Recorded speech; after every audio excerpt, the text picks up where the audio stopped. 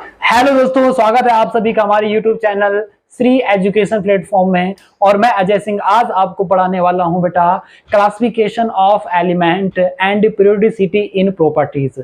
ठीक है दोस्तों, तो सबसे पहले हम ये समझ लेते हैं कि जो तत्व हैं उनका वर्गीकरण की हमें जरूरत क्यों पड़ी, यानी क्लासिफिकेशन की हमें जरूरत क्यों पड़ी। ठीक है भाई, देखो एलिमेंट्स हमारे पास बहुत सारे थे, लेकिन उनके कुछ जो कैरेक्टर्स थे वो एक दूसरे से क्या कर रहे थे बेटा, रिलेशनशिप में, यानी एक दूसरे से क्या रख रहे थे, संबंध रख रहे थे, यानी एक दूसरे के साथ क्या रख रहे थे, समानता रख रहे थे। तो फिर कई साइंटिस्ट हुए, जैसे डोवेराइनर हो गया, आपका न्यूलैंड हो गया, आपका मेंडलीफ हो गए, आपके मोजले हो गए।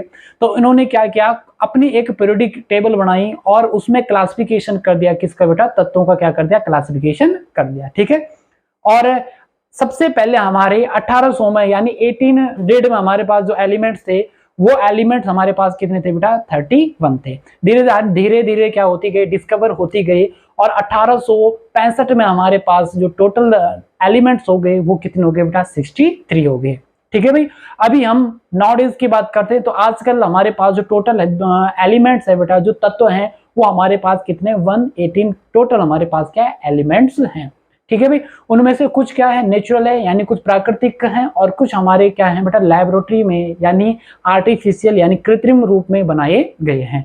तो सबसे पहले आज हम डिस्कस करने वाले हैं बेटा, सबसे पहले डिस्कस करेंगे ट्राइड्स रूल, त्रिक नियम। और किसका त्रिक नियम, डोवेराइनर का त्रिक नियम। ठीक है भाई, देखो डोवेराइनर ने क्या किया, डोवेराइनर के अकॉर्डिंग जो 3 एलिमेंट्स होते हैं, कोई भी आप 3 एलिमेंट्स ले सकते हैं, जैसे लिथियम, सोडियम और पोटेशियम। इन तीनों एलिमेंट्स में से पहले और तीसरे का जो औसत माध्य होगा वो बीच वाले तत्वों के क्या होता है बेटा, एटॉमिक वेट के बराबर होता है, यानी परमाणु द्रव्यमान के क्या होता है, बराबर होता है। ठीक है भाई, तो क्या कहा था डोवेराइनर ने, एक बार देख लेते हैं।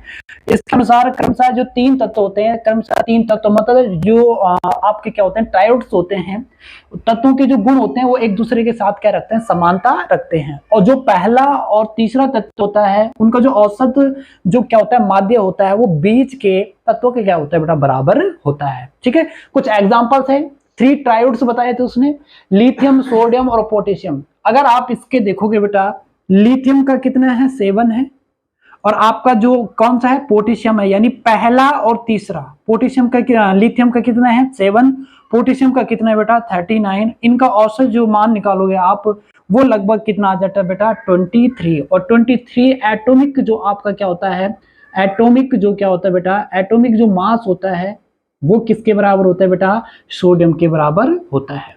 किसके बराबर होता है, सोडियम के बराबर होता है। इन दोनों का औसत जो मान होगा वो एसआर के बराबर, क्लोरीन और आयोडीन का जो औसत मान होगा वो किसके बराबर होता है बेटा, बीच वाले ब्रोमीन के बराबर होता है। क्लियर है, तो डोवेराइनर ने क्या कहा बेटा कि पहला और तीसरा, किसी ट्राइड्स की बात की, पहला और तीसरा जो उनका क्या होगा बेटा, एवरेजन जो उनका क्या आएगा, एटॉमिक वेट आएगा, वो किसके बराबर होता है बेटा, बीच वाले के क्या होता है, बराबर होता है। ठीक है, तो उसके बाद अब हम पढ़ेंगे बेटा, डोवेराइनर के बाद अब हम पढ़ेंगे, डोवेराइनर के बाद जो न्यू आपकी पीरियोडिक टेबल जो दी थी वो किसने दी थी बेटा, AEB चैन कोर्टियस। ठीक है भाई, चैन कोर्टियस ने 1862 में एक, यानी 1862 में एक क्या दी थी, अपनी एक पीरियोडिक टेबल दी थी। और सबसे पहले अगर बोला जाए तो चैन कोर्टियस ही वो इंसान था जिसने सबसे पहले एलिमेंट्स को इंक्रीजिंग ऑर्डर में रखा। और किसके इंक्रीजिंग ऑर्डर में रखा, एटॉमिक वेट या एटॉमिक मास के बेसिस पर।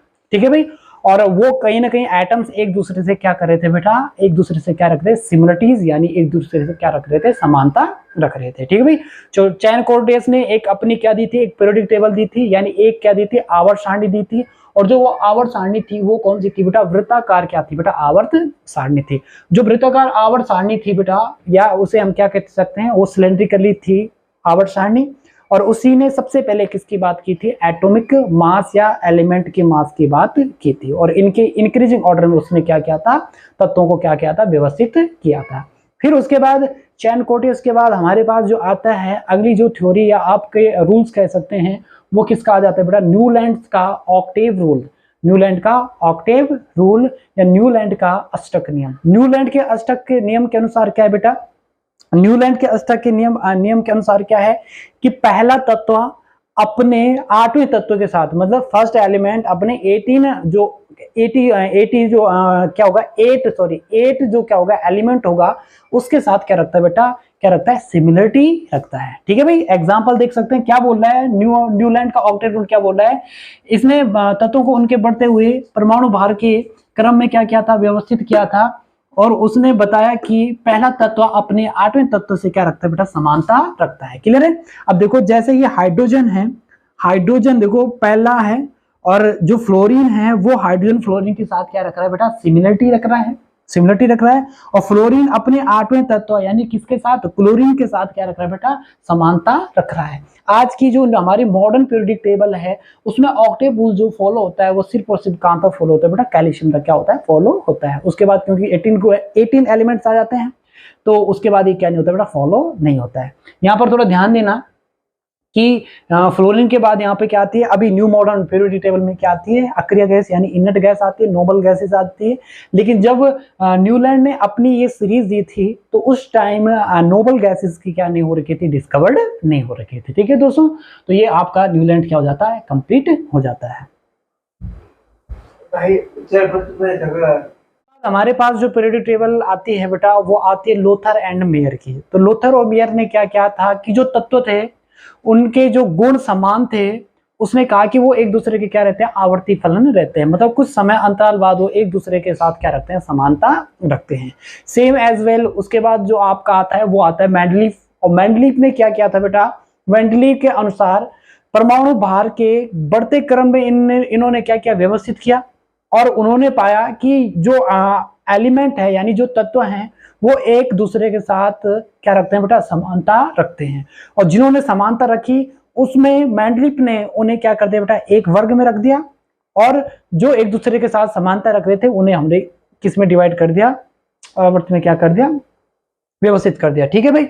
तो सबसे पहले जो मेंडलीफ था उसने क्या किया था, अपनी पीरियोडिक टेबल में बेटा, अपनी पीरियोडिक टेबल में उसने 7 आपके क्या दिए थे बेटा, आवर्त दिए थे यानी सीरीज दी थी, पीरियड्स दिए थे, और उसने 8 जो दिए थे, 8 जो थे वो क्या थे बेटा, वर्ग यानी क्लास थी। क्लियर है भाई। और उस टाइम लगभग जो आपके जो एलिमेंट खोजे गए थे मेंडलीफ से पहले वो कितने थे बेटा, 63 थे। क्लियर है भाई।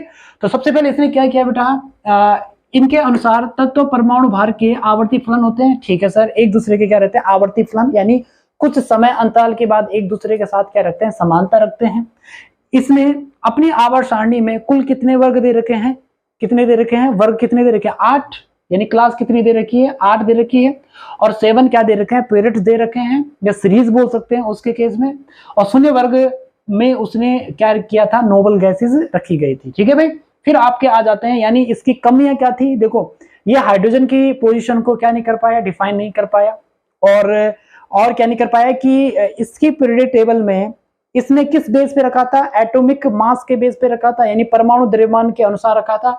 लेकिन कुछ तत्वों को इसने उन तत्वों को पहले रख दिया जिनका परमाणु द्रव्यमान क्या है, ज्यादा है, यानी एटॉमिक वेट क्या है, ज्यादा है, और जिनका एटॉमिक वेट कम था उन्हें क्या कर दिया, इसने बाद में रखा था। तो ये इसके क्या हो गए, लिमिटेशंस हो गई।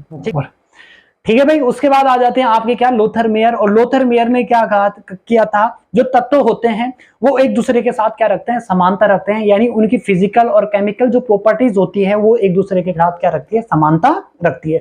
और जो तत्व एक दूसरे के साथ समानता रखते हैं उन्हें क्या किया गया, एक ही वर्ग या एक ही क्लास में रखा गया या आवर्त में रखा गया, यानी पीरियड्स में रखे गए। ठीक है भाई। लोथर मेयर के बाद आपके आते हैं मेंडलीफ। मेंडलीफ के अकॉर्डिंग क्या था बेटा, कि जो तत्व होते हैं वो अपने परमाणु क्रमांक या परमाणु भार के बढ़ते क्रम में एक दूसरे के क्या होते हैं बेटा, आवर्ती फलन होते हैं, यानी कुछ टाइम पीरियड के बाद वो एक दूसरे के साथ क्या रखते हैं बेटा, समानता रखते हैं। ठीक है भाई। उसके बाद मेंडलीफ की कुछ कमियां भी थी। मेंडलीफ की जो पीरियोडिक टेबल थी बेटा उसमें कमियां क्या थी, कि जैसे वो हाइड्रोजन की स्थिति को क्या नहीं कर पाया, पोजीशन को क्या नहीं कर पाया, डिफाइन नहीं कर पाया, आइसोटॉप्स को डिफाइन नहीं कर पाया। अभी भी जो हमारी न्यू मॉडर्न पीरियोडिक टेबल है वो भी आइसोटॉप्स और हाइड्रोजन की पोजीशन को क्या नहीं कर पाया बेटा, क्लियर नहीं कर पाया। ठीक है भाई। तो मेंडलीफ की भी ये कमी रही थी। फिर मेंडलीव की जो मेन, जो आप ये कह सकते हो मेन जो लिमिटेशंस थी वो ये थी कि उसने क्या किया था अपनी आवर्त सारणी पीरियोडिक टेबल में, उसने क्या किया था कि जिन एलिमेंट का एटॉमिक नंबर क्या था ज्यादा था उन्हें क्या रख दिया, पहले रख दिया, और जिनका एटॉमिक नंबर कम था उन्हें क्या कर दिया बेटा, बाद में रख दिया। ठीक है भाई। और जो आपकी क्या है मेंडलीव की जो पीरियोडिक टेबल है, मेंडलीव की पीरियोडिक टेबल में 8 तो उसने क्या बताए थे बेटा, क्लास बताई थी। क्लास का मतलब जो ऐसे वर्टिकल लाइन होती है, खड़ी लाइन होती है। और 7 उसने हॉरिजेंटली क्या बताए थे, पीरियड्स यानी क्या बताए थे, आवर्त बताए थे। मेंडलीव से पहले लगभग 63 एलिमेंट्स की क्या हो गई थी बेटा, डिस्कवर्ड। तो अब हमारे पास डोबेराइनर हो गया बेटा कंप्लीट। डोबेराइनर के बाद हमने क्या पढ़ा था बेटा, चैन कॉर्टियस के बारे में पढ़ा था। उसके बाद हमने क्या पढ़ा था बेटा, ऑक्टेव रूल्स किसका था, न्यूलैंड का था। ऑक्टेव रूल्स के बाद हमने लोथरमियर के बारे में डिस्कस किया था। और फिर लास्ट हमने क्या पढ़ा था, मेंडलीव पढ़ा था। अब हम डिस्कस करने वाले हैं बेटा मोजले की आवर्त सारणी। ठीक है भाई, मोजले की पीरियोडिक टेबल। मोजले वो पहला साइंटिस्ट था, पहला वैज्ञानिक था जिसने कहा कि तत्व जो हैं यानी जो एलिमेंट्स हैं उनको इंक्रीजिंग ऑर्डर में रखो। और किस चीज के इंक्रीजिंग ऑर्डर में रखो बेटा, एटॉमिक नंबर या परमाणु क्रमांक के इंक्रीजिंग ऑर्डर में रखा जाएगा। ठीक है भाई, परमाणु संख्या के इंक्रीजिंग ऑर्डर में रखा जाएगा। तो जब मोजले ने तत्वों को उनके बढ़ते हुए परमाणु क्रमांक में रखा यानी एटॉमिक नंबर में रखा, तो उसने पाया कि जो एलिमेंट्स हैं वो कहीं ना कहीं कुछ टाइम पीरियड के बाद एक दूसरे से क्या रख रहे हैं, समानता रख रहे हैं।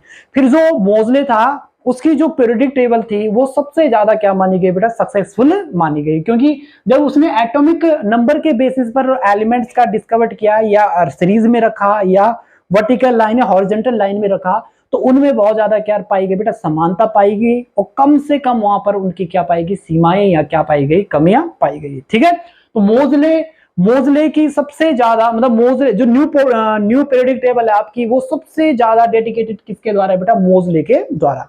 ठीक है भाई। अब हम डिस्कस करने वाले हैं बेटा आधुनिक आवर्त सारणी। क्लियर है भाई, आधुनिक आवर्त सारणी। तो जो आधुनिक आवर्त सारणी है बेटा वो कहीं ना कहीं सबसे ज्यादा जो डेडिकेटिव है वो किसके द्वारा है बेटा, वो किसके द्वारा है, मोजले के द्वारा। ठीक है भाई, आधुनिक आवर्त सारणी, आधुनिक आवर्त सारणी, modern periodic table, modern periodic table. ठीक है भाई, सबसे पहले जान लेते हैं मॉडर्न पीरियोडिक टेबल में बेटा। सबसे पहले ये जान लेते हैं सर, जो मॉडर्न पीरियोडिक टेबल है उसमें जो आवर्त हैं आपके यानी जो पीरियड्स हैं आपके वो 7 हैं। जो आपके क्या है बेटा, सबसे पहले जान लेते हैं जो आवर्त हैं वो कितने हैं बेटा, 7 यानी पीरियड्स कितने हैं, 7 है। सीरीज मेंडलीव के अकॉर्डिंग क्या है, सीरीज श्रेणियां कितनी है, 7 हैं। और इसी में जो आपके ग्रुप हैं, ग्रुप या समूह या वर्ग जो आपके हैं, ग्रुप जो हैं वो आपके कितने बेटा, 18 है। कितने ग्रुप्स हैं बेटा, 18 है।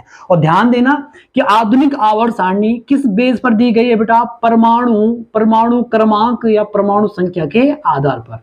क्लियर है भाई। अब जो मॉडर्न पीरियोडिक टेबल है उसे 4 ब्लॉक्स में क्या कर रखा है बेटा, डिवाइडेड कर रखा है। 4 ब्लॉक कौन कौन से हैं बेटा, एक है ब्लॉक आपका, कितने ब्लॉक्स हैं बेटा, 4 ब्लॉक हैं सर।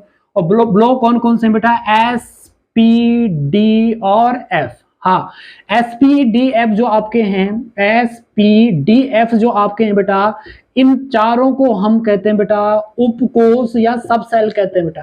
क्या कहते हैं बेटा, सब सेल। अब हमें यह देखना है बेटा कि एस सब सेल में नंबर ऑफ इलेक्ट्रॉन कितने आते हैं बेटा, 2 आते हैं।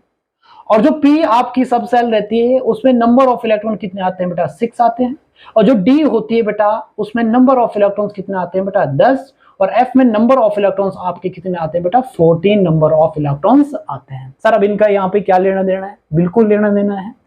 एस ब्लॉक में जो आपका क्या है बेटा, एस ब्लॉक है, एस ब्लॉक में आपके कितने वर्ग रखे गए हैं, 2 वर्ग रखे गए हैं। कितने वर्ग रखे गए हैं, 2 वर्ग। और जो पी ब्लॉक है, अब याद यहां पे ये रखना है कि एस ब्लॉक में 2 वर्ग, क्योंकि एस ब्लॉक में इलेक्ट्रॉन्स भी कितने रहते हैं, 2 एस सब सेल में।